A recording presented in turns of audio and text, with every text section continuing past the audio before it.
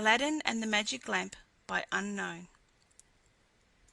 There once lived a poor tailor who had a son called Aladdin, a careless idle boy who would do nothing but play all day long in the streets with little idle boys like himself. This so grieved the father that he died. Yet in spite of his mother's tears and prayers, Aladdin did not mend his ways. One day, when he was playing in the streets as usual, a stranger asked him his age, and if he was not the son of Mustapha the tailor. "I am, sir," replied Aladdin, "but he died a long while ago." On this the stranger, who was a famous African magician, fell on his neck and kissed him, saying, "I am your uncle, and knew you from your likeness to my brother. Go to your mother and tell her I am coming." Aladdin ran home and told his mother of his newly found uncle. "Indeed, child," she said, "your father had a brother, but I always thought he was dead." However, she prepared supper and bade Aladdin seek his uncle, who came laden with wine and fruit. He fell down and kissed the place where Mustapha used to sit, bidding Aladdin's mother not to be surprised at not having seen him before, as he had been 40 years out of the country. He then turned to Aladdin and asked him his trade, at which the boy hung his head, while his mother burst into tears. On learning that Aladdin was idle and would learn no trade, he offered to take a shop for him and stock it with merchandise. Next day he bought Aladdin a fine suit of clothes, and took him all over the city, showing him the sights, and brought him home at nightfall to his mother, who was overjoyed to see her son so fine. Next day the magician led Aladdin into some beautiful gardens a long way outside the city gates. They sat down by a fountain, and the magician pulled a cake from his girdle, which he divided between them. Then they journeyed onwards till they almost reached the mountains. Aladdin was so tired that he begged to go back, but the magician beguiled him with pleasant stories, and led him on in spite of himself. At last they came to 2 mountains, divided by a narrow valley. "We will go no farther," said his uncle. "I will show you something wonderful. Only do you gather up sticks while I kindle a fire." When it was lit, the magician threw on it a powder he had about him, at the same time saying some magical words. The earth trembled a little in front of them, disclosing a square flat stone with a brass ring in the middle to raise it by. Aladdin tried to run away, but the magician caught him and gave him a blow that knocked him down. "What have I done, uncle?" he said piteously, whereupon the magician said more kindly, "Fear nothing, but obey me. Beneath this stone lies a treasure which is to be yours, and no one else may touch it, so you must do exactly as I tell you." At the word treasure, Aladdin forgot his fears, and grasped the ring as he was told, saying the names of his father and grandfather. The stone came up quite easily, and some steps appeared. "Go down," said the magician. "At the foot of those steps you will find an open door leading into 3 large halls. Tuck up your gown and go through them without touching anything, or you will die instantly. These halls lead into a garden of fine fruit trees. Walk on till you come to a niche in a terrace where stands a lighted lamp. Pour out the oil it contains and bring it to me." He drew a ring from his finger and gave it to Aladdin, bidding him prosper. Aladdin found everything as the magician had said, gathered some fine fruit off the trees, and having got the lamp, arrived at the mouth of the cave. The magician cried out in a great hurry, "Make haste and give me the lamp." This Aladdin refused to do until he was out of the cave. The magician flew into a terrible passion, and throwing some more powder onto the fire, he said something, and the stone rolled back into its place. The man left the country, which plainly showed that he was no uncle of Aladdin's, but a cunning magician who had read in his magic books of a wonderful lamp which would make him the most powerful man in the world. though he alone knew where to find it. He could only receive it from the hand of another. He had picked out the foolish Aladdin for this purpose, intending to get the lamp and kill him afterwards. For 2 days Aladdin remained in the dark, crying and lamenting. At last he clasped his hands in prayer, and in so doing rubbed the ring, which the magician had forgotten to take from him. Immediately an enormous and frightful genie rose out of the earth, saying, "What wouldst thou with me? I am the slave of the ring, and will obey thee in all things." Aladdin fearlessly replied, "Deliver me from this place." Whereupon the earth opened, and he found himself outside. As soon as his eyes could bear the light, he went home, but fainted on the threshold. When he came to himself, he told his mother what had passed, and showed her the lamp and the fruits he had gathered in the garden, which were in reality precious stones. He then asked for some food. "Alas, child," she said, "I have nothing in the house, but I have spun a little cotton, and will go sell it." Aladdin bade her keep her cotton, for he would sell the lamp instead. As it was very dirty, she began to rub it, that it might fetch a higher price. Instantly a hideous genie appeared, and asked what she would have. She fainted away, but Aladdin, snatching the lamp, said boldly, "Fetch me something to eat." The genie returned with a silver bowl, 12 silver plates containing rich meats, 2 silver cups, and 2 bottles of wine. Aladdin's mother, when she came to herself, said, "Whence comes this splendid feast?" "Ask not, but eat," replied Aladdin. So they sat at breakfast till it was dinner time, and Aladdin told his mother about the lamp. She begged him to sell it, and have nothing to do with devils. "No," said Aladdin, "since chance hath made us aware of its virtues, we will use it, and the ring likewise, which I shall always wear on my finger." When they had eaten all the genie had brought, Aladdin sold one of the silver plates, and so on until none were left. He then had recourse to the genie, who gave him another set of plates, and thus they lived many years.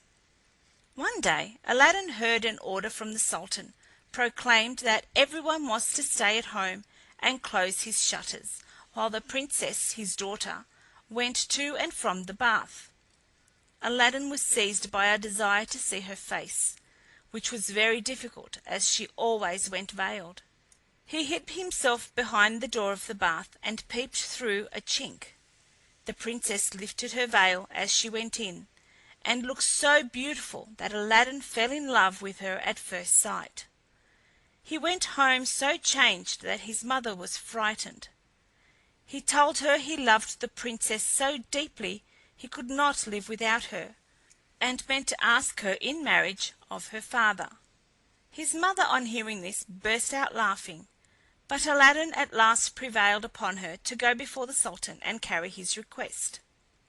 She fetched a napkin and laid in it the magic fruits from the enchanted garden, which sparkled and shone like the most beautiful jewels. She took these with her to please the Sultan, and set out, trusting in the lamp. The Grand Vizier and the lords of the council had just gone in as she entered the hall and placed herself in front of the Sultan. He, however, took no notice of her. She went every day for a week, and stood in the same place. When the council broke up on the 6th day, the Sultan said to his Vizier, "I see a certain woman in the audience chamber every day carrying something in a napkin. Call her next time, that I may find out what she wants."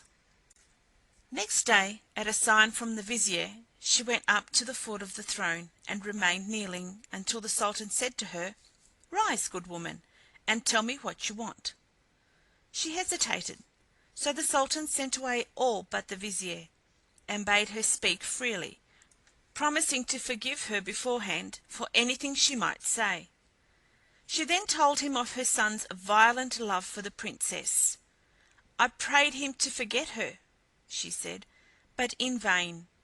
He threatened to do some desperate deed if I refused to go and ask your majesty for the hand of the princess.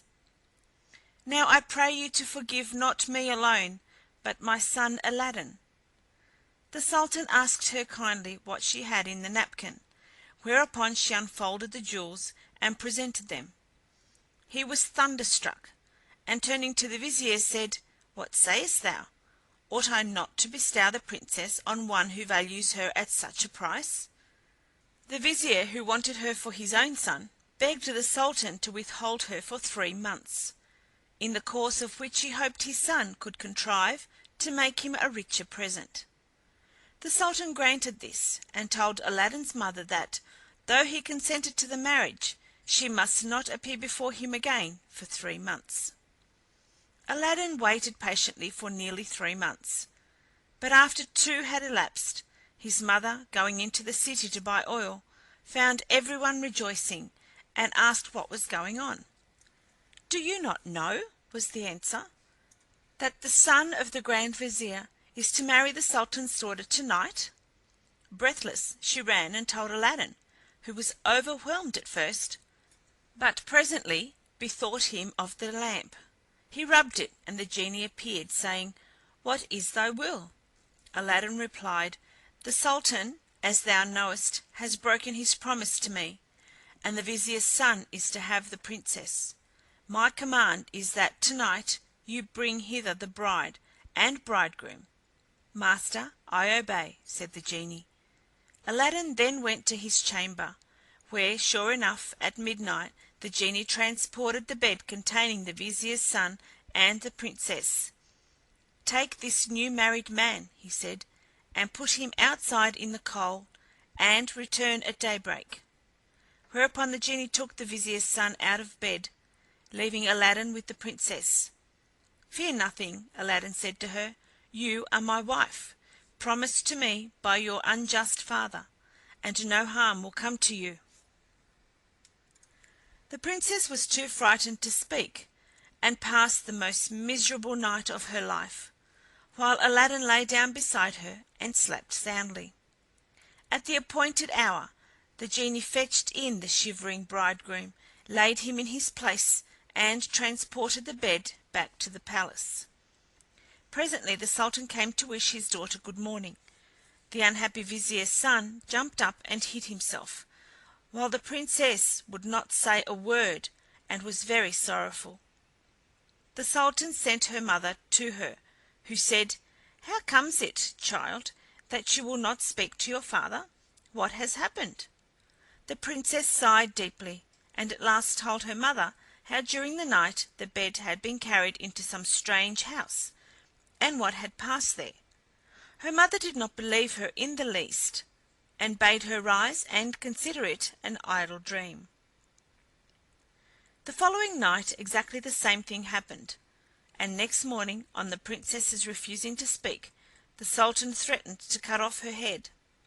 She then confessed all, bidding him ask the vizier's son if it were not so. The Sultan told the vizier to ask his son, who owned the truth, adding that, dearly as he loved the princess, he had rather die than go through another such fearful night, and wished to be separated from her. His wish was granted, and there was an end of feasting and rejoicing. When the 3 months were over, Aladdin sent his mother to remind the Sultan of his promise. She stood in the same place as before, and the Sultan, who had forgotten Aladdin, at once remembered him, and sent for her. On seeing her poverty, the Sultan felt less inclined than ever to keep his word, and asked his vizier's advice, who counseled him to set so high a value on the princess that no man living would come up to it. The Sultan then turned to Aladdin's mother, saying, "Good woman, a sultan must remember his promises, and I will remember mine, but your son must first send me 40 basins of gold brimful of jewels, carried by 40 black slaves, led by as many white ones, splendidly dressed. Tell him that I await his answer." The mother of Aladdin bowed low and went home, thinking all was lost. She gave Aladdin the message, adding, He may wait long enough for your answer." "Not so long, mother, as you think," her son replied. "I would do a great deal more than that for the Princess." He summoned the genie, and in a few moments the 80 slaves arrived and filled up the small house and garden. Aladdin made them to set out to the palace, two by two, followed by his mother. They were so richly dressed, with such splendid jewels, that everyone crowded to see them, and the basins of gold they carried on their heads. They entered the palace, and after kneeling before the Sultan, stood in a half circle round the throne, with their arms crossed, while Aladdin's mother presented them to the Sultan. He hesitated no longer, but said, "Good woman, return and tell your son that I wait for him with open arms." She lost no time in telling Aladdin, bidding him make haste. But Aladdin first called the genie. "I want a scented bath," he said, "a richly embroidered habit, a horse surpassing the Sultan's, and 20 slaves to attend me. Beside this, 6 slaves, beautifully dressed, to wait on my mother, and lastly, 10,000 pieces of gold in 10 purses." No sooner said than done. Aladdin mounted his horse and passed through the streets, the slaves strewing gold as they went. Those who had played with him in his childhood knew him not, he had grown so handsome. When the Sultan saw him, he came down from his throne, embraced him, and led him into a hall where a feast was spread, intending to marry him to the Princess that very day. But Aladdin refused, saying, "I must build a palace fit for her," and took his leave. Once home, he said to the genie, "Build me a palace of the finest marble, set with jasper, agate, and other precious stones.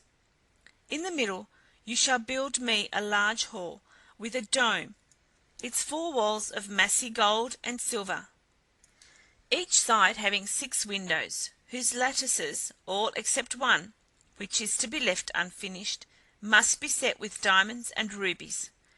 There must be stables, and horses, and grooms, and slaves. Go and see about it."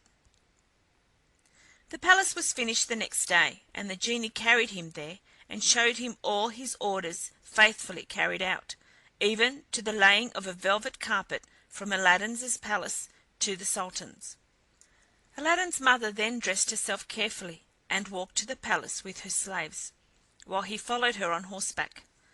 The Sultan sent musicians with trumpets and cymbals to meet them, so that the air resounded with music and cheers. She was taken to the Princess, who saluted her and treated her with great honor. At night the Princess said good-bye to her father, and set out on the carpet for Aladdin's palace, with his mother at her side, and followed by the 100 slaves. She was charmed at the sight of Aladdin, who ran to receive her. "Princess," he said, "blame your beauty for my boldness, if I have displeased you." She told him that, having seen him, she willingly obeyed her father in this matter. After the wedding had taken place, Aladdin led her into the hall, where a feast was spread, and she supped with him, after which they danced till midnight. Next day Aladdin invited the Sultan to see the palace. On entering the hall with the 24 windows with their rubies, diamonds, and emeralds, he cried, "It is a world's wonder! There is only one thing that surprises me. Was it by accident that one window was left unfinished?" "No, sir, by design," returned Aladdin. "I wished your Majesty to have the glory of finishing this palace." The Sultan was pleased, and sent for the best jewelers in the city. He showed them the unfinished window, and bade them fit it up like the others. "Sir," replied their spokesman, "we cannot find jewels enough." The Sultan had his own fetched, which they soon used, but to no purpose, for in a month's time the work was not half done. Aladdin, knowing that their task was vain, bade them undo their work and carry the jewels back, and the genie finished the window at his command. The Sultan was surprised to receive his jewels again, and visited Aladdin, who showed him the window finished. The Sultan embraced him, the envious vizier meanwhile hinting that it was the work of enchantment. Aladdin had won the hearts of the people by his gentle bearing. He was made captain of the Sultan's armies and won several battles for him, but remained as courteous as before, and lived thus in peace and contentment for several years.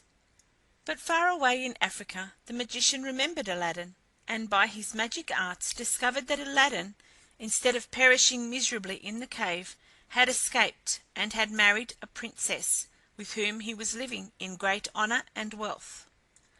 He knew that the poor tailor's son could only have accomplished this by means of the lamp, and travelled night and day till he reached the capital of China, bent on Aladdin's ruin. As he passed through the town, he heard people talking everywhere about a marvelous palace. "Forgive my ignorance," he asked. "What is the palace you speak of?" "Have you not heard of Prince Aladdin's palace?" was the reply. "The greatest wonder in the world? I will direct you if you have a mind to see it." The magician thanked him who spoke, and, having seen the palace, knew that it had been raised by the genie of the lamp, and became half mad with rage.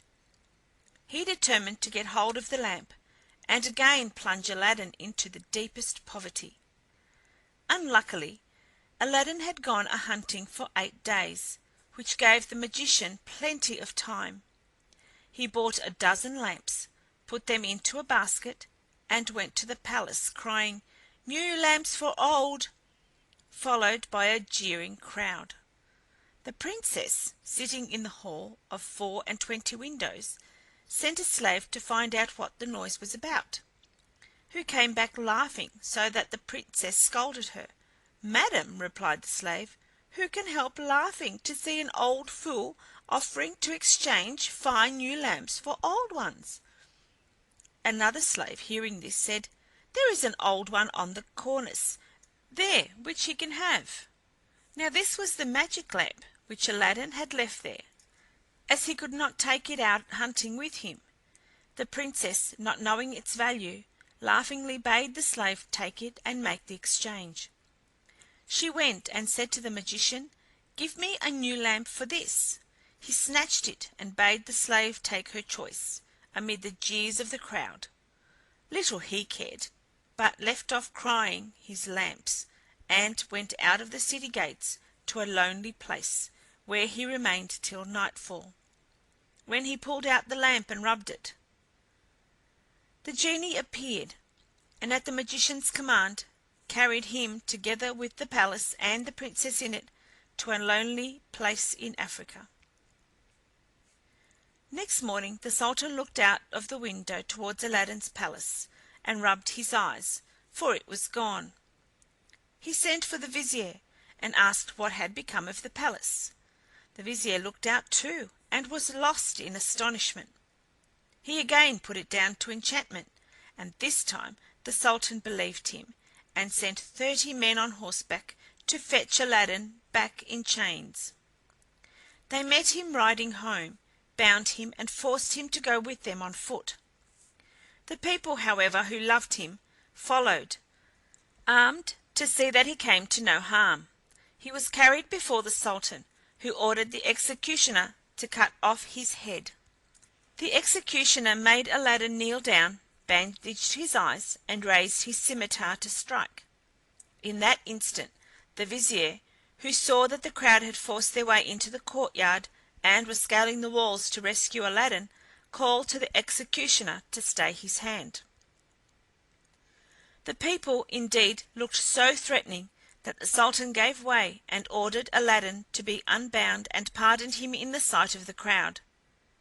Aladdin now begged to know what he had done. "False wretch," said the Sultan, "come hither," and showed him from the window the place where his palace had stood. Aladdin was so amazed he could not say a word. "Where is your palace and my daughter?" demanded the Sultan. "For the first I am not so deeply concerned, but my daughter I must have, and you must find her, or lose your head." Aladdin begged for 40 days in which to find her, promising, if he failed, to return to suffer death at the Sultan's pleasure. His prayer was granted, and he went forth sadly from the Sultan's presence. For 3 days he wandered about like a madman, asking everyone what had become of his palace. But they only laughed and pitied him. He came to the banks of a river, and knelt down to say his prayers before throwing himself in. In doing so, he rubbed the ring he still wore. The genie he had seen in the cave appeared, and asked his will. "Save my life, genie," said Aladdin, "and bring my palace back." "That is not in my power," said the genie. "I am only the slave of the ring. You must ask him of the lamp." "Even so," said Aladdin, "but thou canst take me to the place, and set me down under my dear wife's window." He at once found himself in Africa, under the window of the Princess, and fell asleep out of sheer weariness. He was awakened by the singing of the birds, and his heart was lighter. He saw plainly that all his misfortunes were owing to the loss of the lamp, and vainly wondered who had robbed him of it. That morning the Princess rose earlier than she had done since she had been carried into Africa by the magician, whose company she was forced to endure once a day. She, however, treated him so harshly that he dared not live there altogether. As she was dressing, one of her women looked out and saw Aladdin. The Princess ran and opened the window, and at the noise she made, Aladdin looked up. She called to him to come to her, and great was the joy of these lovers at seeing each other again. After he had kissed her, Aladdin said, "I beg of you, Princess, in God's name, before we speak of anything else, for your own sake and mine, tell me what has become of an old lamp I left on the cornice in the hall of 24 windows when I went a-hunting." "Alas," she said, "I am the innocent cause of our sorrows," and told him of the exchange of the lamp. "Now I know," cried Aladdin, "that we have to thank the African magician for this. Where is the lamp?" "He carries it about with him," said the Princess. "I know, for he pulled it out of his breast to show me. He wished me to break my faith with you and marry him, saying that you were beheaded by my father's command. He is forever speaking ill of you, but I only reply by my tears. If I persist, I doubt not but he will use violence." Aladdin comforted her and left her for a while. He changed clothes with the first person he met in the town, and having bought a certain powder, returned to the Princess, who let him in by a little side door. "Put on your most beautiful dress," he said to her, "and receive the magician with smiles, leading him to believe that you have forgotten me. Invite him to sup with you, and say you wish to taste the wine of his country. He will go for some, and while he is gone, I will tell you what to do." She listened carefully to Aladdin, and when he left her, arrayed herself gaily for the first time since she left China. She put on a girdle and headdress of diamonds, and seeing in a glass that she was more beautiful than ever, received the magician, saying to his great amazement, "I have made up my mind that Aladdin is dead, and that all my tears will not bring him back to me, so I am resolved to mourn no more, and have therefore invited you to sup with me. But I am tired of the wines of China, and would fain taste those of Africa." The magician flew to his cellar, and the Princess put the powder Aladdin had given her in her cup. When he returned, she asked him to drink her health in the wine of Africa, handing him her cup in exchange for his, as a sign she was reconciled to him. Before drinking, the magician made her a speech in praise of her beauty, but the Princess cut him short, saying, "Let us drink first, and you shall say what you will afterwards." She set her cup to her lips and kept it there, while the magician drained his to the dregs and fell back lifeless. The Princess then opened the door to Aladdin and flung her arms round his neck. But Aladdin went to the dead magician, took the lamp out of his vest, and bade the genie carry the palace and all in it back to China. This was done, and the Princess in her chamber felt only two little shocks, and little thought she was home again. The Sultan, who was sitting in his closet, mourning for his lost daughter, happened to look up and rubbed his eyes, for there stood the palace as before.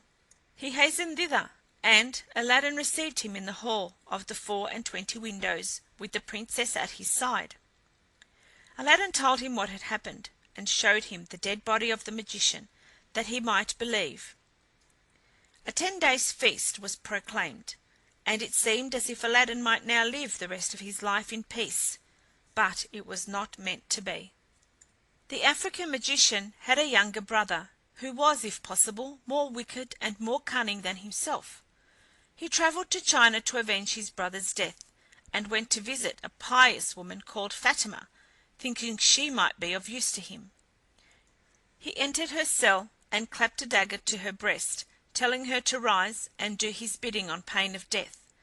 He changed clothes with her, coloured her face like hers, put on her veil, and murdered her, that she might tell no tales.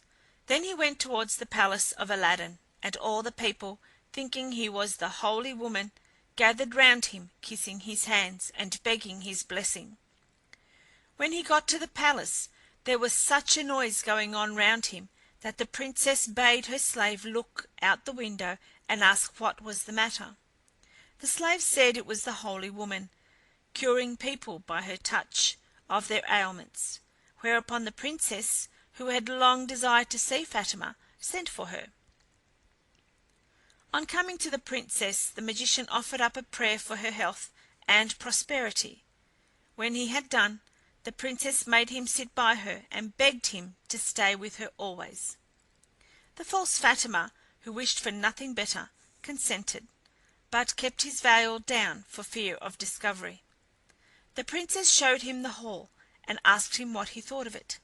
"It is truly beautiful," said the false Fatima.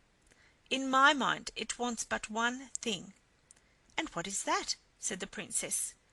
"If only a roc's egg," he replied, "were hung up from the middle of this dome, it would be the wonder of the world." After this the Princess could think of nothing but the roc's egg, and when Aladdin returned from hunting he found her in a very ill humour. He begged to know what was amiss, and she told him that all her pleasure in the hall was spoilt for want of a roc's egg hanging from the dome. "If that is all," replied Aladdin, "you shall soon be happy." He left her and rubbed the lamp, and when the genie appeared, commanded him to bring a roc's egg. The genie gave such a loud and terrible shriek that the hall shook. "Wretch!" he cried, "is it not enough that I have done everything for you, but you must command me to bring my master and hang him up in the midst of this dome? You and your wife and your palace deserve to be burnt to ashes, but that this request does not come from you, but from the brother of the African magician, whom you destroyed. He is now in your palace disguised as the holy woman, whom he murdered. He it was who put that wish in your wife's head. Take care of yourself, for he means to kill you." So saying, the genie disappeared. Aladdin went back to the Princess, saying his head ached, and requesting that the holy Fatima should be fetched to lay her hands on it. But when the magician came near, Aladdin, seizing his dagger, pierced him to the heart. "What have you done?" cried the Princess. "You have killed the holy woman." "Not so," replied Aladdin, "but a wicked magician," and told her of how she had been deceived. After this, Aladdin and his wife lived in peace. He succeeded the Sultan when he died, and reigned for many years, leaving behind him a long line of kings. End of Aladdin and the Magic Lamp.